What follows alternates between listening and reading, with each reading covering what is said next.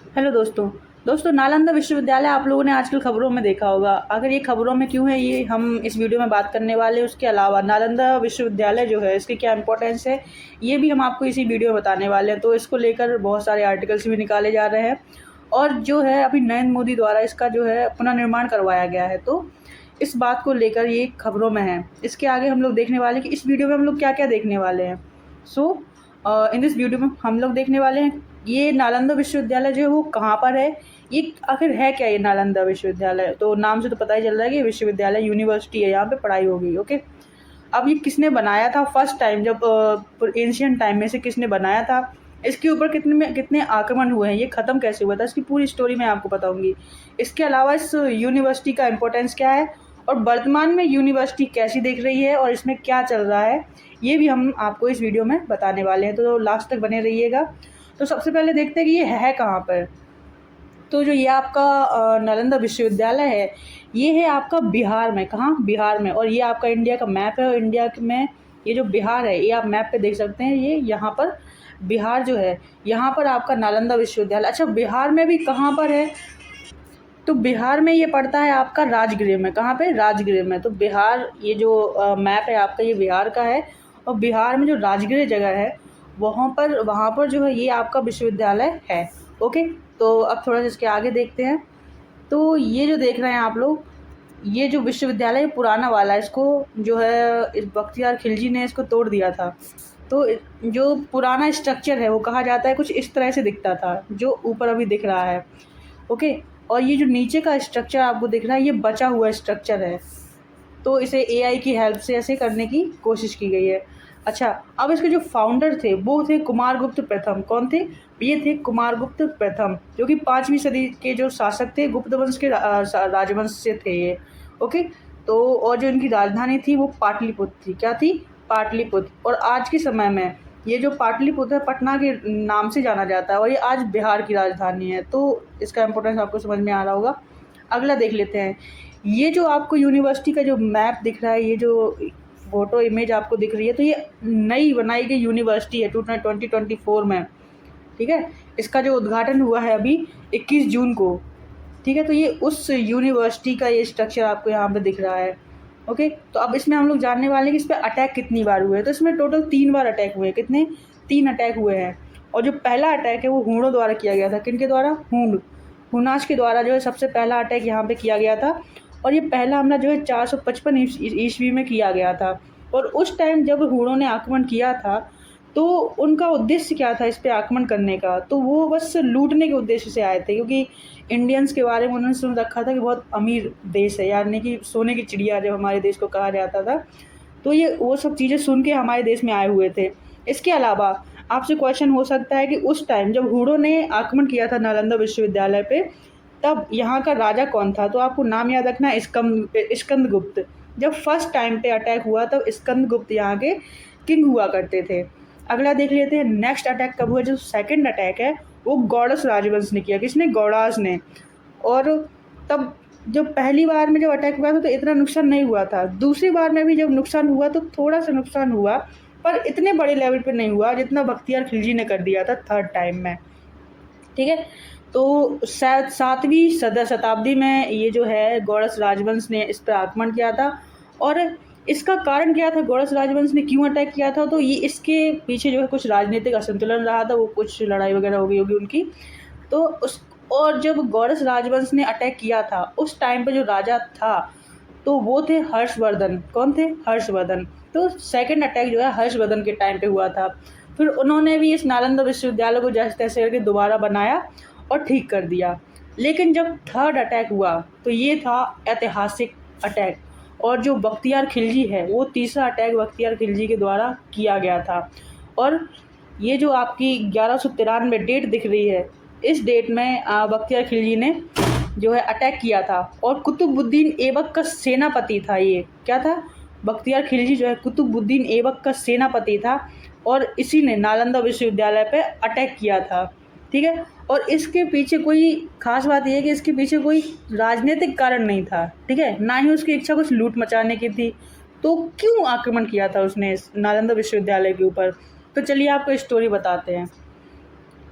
तो ये आप देख रहे हैं यहाँ पे ये खिलजी है। ओके, अब जो नालंदा विश्वविद्यालय है उसमें जो लाइब्रेरी हुआ करती थी, कहा जाता है कि नालंदा विश्वविद्यालय की लाइब्रेरीज में 90 लाख किताबें हुआ करती थी। सोचो, इतना सारा ज्ञान का भंडार बख्तियार खिलजी ने जला दिया था। और इसके अंदर जो लाइब्रेरी है इसमें मैन्यूस्क्रिप्ट भी रखी हुई थी, यानी कि असली डॉक्यूमेंट्स जो थे, जो कुछ हाथों से लेके गए थे, बहुत ही प्राचीन जो थे वो अभिलेख भी इसमें रखे हुए थे, वो भी जल गए साथ में। तो सोचो कितना बड़ा इंडियंस का ज्ञान का नुकसान हुआ। तो अब देखेंगे कि क्यों बख्तियार खिलजी ने इस पर अटैक किया था। Reason for invention by Bakhtiyar Khilji on Nalanda invasion. अच्छा, तो ये जो है पूरी स्टोरी है। तो मैं आपको बताती हूँ कि बख्तियार खिलजी ने विश्वविद्यालय का आक्रमण की सटीक, यानी कि कोई कंफर्म नहीं है कि इसी वजह से किया था, पर ऐसा कहा जाता है कि बख्तियार खिलजी जो है एक बार बीमार हो गया था, ठीक है, और उसने हर जगह से अपना इलाज कराने की कोशिश कर ली, या फिर सबने, वो हर तरफ से हार मान चुका था कि कोई उसका इलाज नहीं कर सकता। और उसने ये कह रखा था कि जो मुस्लिम हैं उन्हीं से वो अपना इलाज कराएगा, किसी गैर मुस्लिम से अपना इलाज नहीं करवाना चाहता था वो, क्योंकि उसका मानना था कि जो है वो टर्की से था। बख्तियार खिलजी कहाँ से था? टर्की से था। तो उनका मानना था कि हमारा ज्ञान बहुत बड़ा है, यानी कि हमारा ज्ञान ही सर्वोपरि है, इसके आगे किसी का ज्ञान नहीं लग सकता है। और जब उसका ये मानना था तो किसी और से अपना इलाज नहीं करवाना चाहता था। लेकिन जब उसकी तबीयत बहुत ज़्यादा ख़राब होने लगी तो किसी ने उसे सजेस्ट किया कि आप जो है नालंदा विश्वविद्यालय के जो प्राचार्य हैं राहुल भद्र, तो उनसे जाकर आप अपना इलाज करवाइए, वो शायद आपको ठीक कर देंगे। तो बख्तियार खिलजी ने कहा कि अगर ऐसी बात है तो ठीक है, अब मरने से तो अच्छा है कि इलाज करवा लूँ, देख लेते। तो वो गए और अपना कुछ भेजा होगा, कोई दूध वगैरह, तो राहुल जी को बुलाया गया वहाँ पर। उन्होंने शर्त रखी, वहाँ पे बख्तियार खिलजी ने राहुल भद्राचार्य जी के आगे शर्त रखी कि आपकी दवाई मैं नहीं खाऊंगा और आपको मुझे ठीक करके दिखाना है। तो ये चैलेंज भी राहुल जी ने ले लिया था, ठीक है। अब ठीक है, ये चैलेंज भी ले लिया।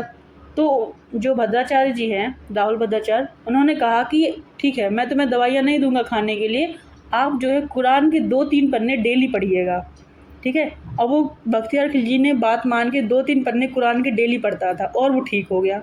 अब ये बात जो है बख्तियार खिलजी से सहन नहीं हुई कि इसने मुझे बिना दवाई खिलाए कैसे सही कर दिया, हाँ। और कोई मुस्लिम जगत में उसका कोई इलाज नहीं कर पाया, और एक भिक्षु आगे, एक नालंदा विश्वविद्यालय का प्राचार्य आके मुझे ठीक करके चला गया, वो भी बिना दवाई खिलाए।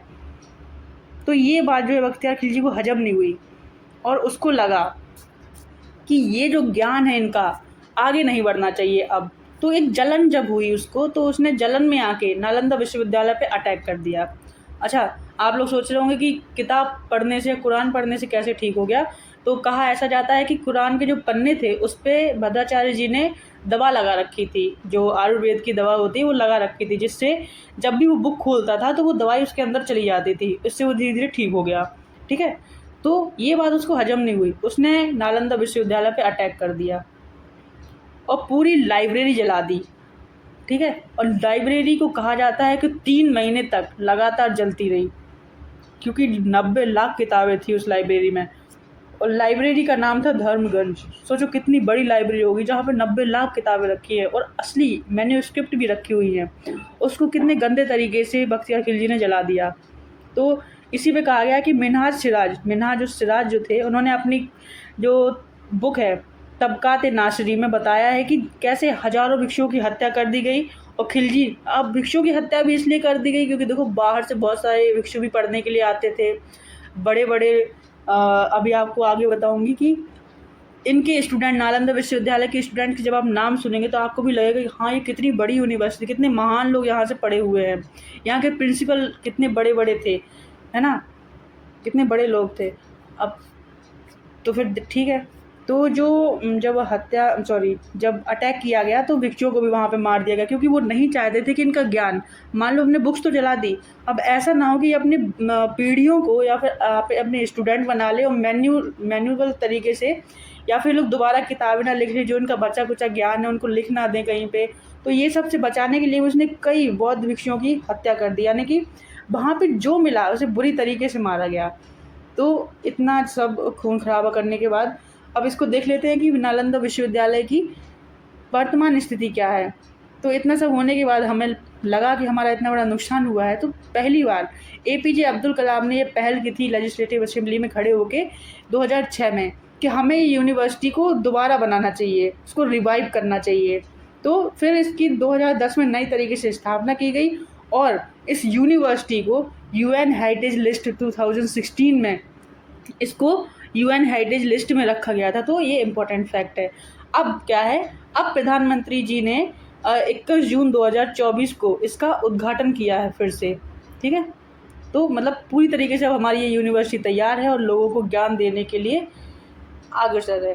तो ये देखिए यूनिवर्सिटी का स्ट्रक्चर है कुछ, तो इसमें काफ़ी पूरा पुराना तरीका का जो चीज़ थी पुराने तरीके से वो पूरा रिवाइव करने की कोशिश की गई है। जैसे कि 2000 अगर स्टूडेंट थे, 2000 टीचर्स थे तो उतने टीचर्स रखने की कोशिश की गई है, और बच्चे भी इसमें कुछ 10,000 के आसपास पढ़ते थे तो वो सब व्यवस्था करने की कोशिश की गई है। और इसमें हॉस्टल भी पहले हुआ करते थे पर उतना अभी नहीं हो पाया, जो भी हो इसमें अब तो देखते हैं। इसके अलावा कुछ फैक्ट हैं नालंदा के। नालंदा जो वर्ड है ये संस्कृत के नाम ना, आलम और दा से मिलकर बना है, जिसका अर्थ होता है ज्ञान का अज्ञेय प्रवाह। जैसे कि मैंने बताया कि इतनी बड़ी लाइब्रेरी थी, वहाँ पे कितनी सारी बुक्स थी, कितने सारे स्टूडेंट थे, कितने सारे टीचर्स थे, तो ऑब्वियस सी बात है कि वहाँ पे ज्ञान का प्रवाह तो हो ही रहा होगा। अब ऐसा भी कहा जाता है कि वहाँ का दरबार, वहाँ में एडमिशन जो है नालंदा विश्वविद्यालय में इतना ईजिली नहीं मिलता था, क्योंकि सबसे पहला टेस्ट आपका वहाँ का दरबार ही ले लेता था, और वो भी इतना होशियार होता था कि उसके साथ में जब आप शास्त्रार्थ करते या फिर ज्ञान की बातें करते तो उसमें भी आप हार जाते हैं, ठीक है। तो भाई बड़ी चीज़ थी। अब आगे देखते हैं हुएनसांग। हुएनसांग एक चीनी विद्वान यात्री थे। विश्वविद्यालय के बारे में विवरण उनसे पाया जा सकता है। कहा जाता है कि वह नालंदा विश्वविद्यालय के छात्र थे। तो आप देख सकते हैं नालंदा विश्वविद्यालय के स्टूडेंट कितने बड़े बड़े थे।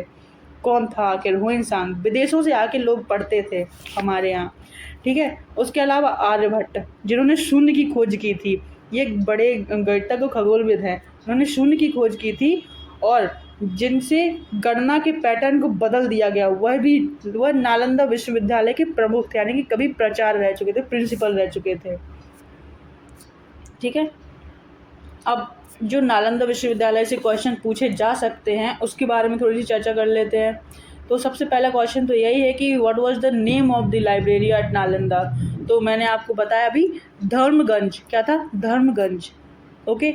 अब Nalanda university library building consist of how many multi store buildings. तो इसके जो आप बाकी जो क्वेश्चन हैं इसके आप लोग ऐसे पढ़ लीजिएगा, ठीक है। ये भी इम्पोर्टेंट है, आप लोग देख लीजिए।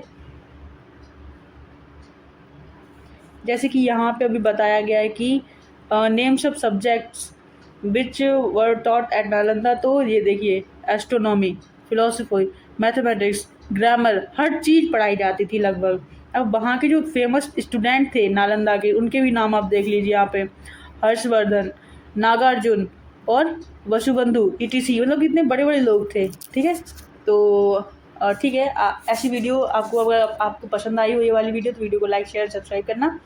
आगे मिलते हैं एक बढ़िया सी वीडियो के साथ में, ओके। नेक्स्ट वीडियो में जो है क्लाइमेट चेंज के ऊपर बनाने वाली हूँ, तो वो भी शायद आप लोगों को पसंद आएगी, उस वीडियो को भी देखना, ओके। तब तक के लिए थैंक यू और मिलते हैं नेक्स्ट वीडियो में। जय हिंद।